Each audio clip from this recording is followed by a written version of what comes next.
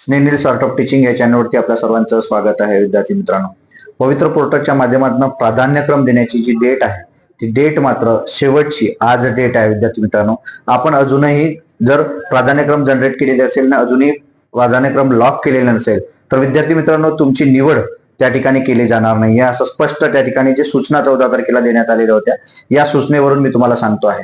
आणि एक लक्षात घ्यायचं आहे विद्यार्थी मित्रांनो, आपल्या सर्वांना जसं 1,70,000 पेक्षा जास्त विद्यार्थ्यांनी काय केलेलं आहे, रजिस्ट्रेशन केलेलं आहे, सेल्फ सर्टिफाय केलेलं आहे. त्यामध्ये ज्या विद्यार्थ्यांनी लॉक केलेलं आहे म्हणजे अनलॉक आपला जनरेट केलेला आहे, प्राधान्यक्रम जनरेट केलेला आहे, परंतु अजूनही विद्यार्थ्यांनी अनलॉक केलेलं म्हणजे लॉक केलेले नाही, प्राधान्यक्रम लॉक केलेले नाही. त्यामुळे जो आकडा आहे तो आकडा शेवटाला आलेला आहे. म्हणजे 1,70,000 विद्यार्थ्यांनी ज्यांनी जनरेट केलेलं आहे तेवढ्याही विद्यार्थ्यांनी ते घेणं लॉक करणं गरजेचं आहे. त्यामुळं काही विद्यार्थी अजूनही राहिलेले आहे, 5 ते 10,000 विद्यार्थी अजून शिल्लक राहिलेले आहे.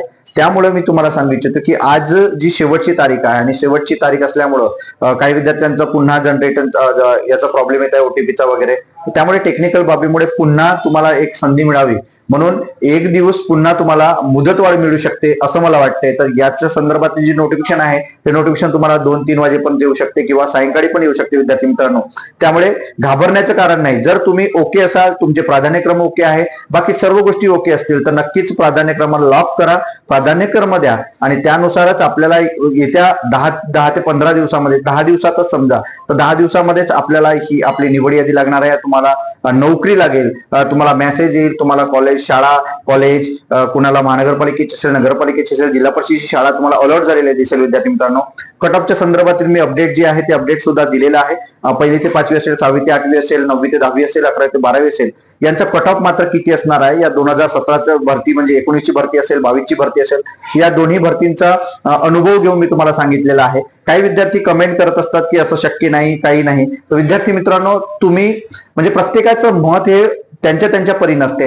माझंच ऐकलं पाहिजे असं नाही, कारण आपण युट्यूबर म्हणून किंवा व्ह्यू वाढवण्यासाठी या सर्व गोष्टी करत नाही. तर तुम्ही प्रत्यक्ष या बाबी जेव्हा तुम्हाला तुमची नोकरी तुम्हाला लागेल तेव्हा तुम्हाला स्वतः समजेल, तुम्हाला स्वतः कट ऑफ आलेला दिसेल की शेवटचा विद्यार्थी या कॅटेगरीतला किती नंबरला लागलेला आहे किंवा किती मार्क्सला लागले आहे, ओपनचा विद्यार्थी किती मार्क्सला लागले आहे, ईडब्ल्यूएस एसएबीसीचा विद्यार्थी किती मार्क्सला लागला आहे, ह्या संपूर्ण बाबी तुम्हाला स्वतःला समजणार आहे. त्यावेळेला मात्र तुम्ही कमेंट करू शकता की सर आपण असे बोलत होता तर असं झालं.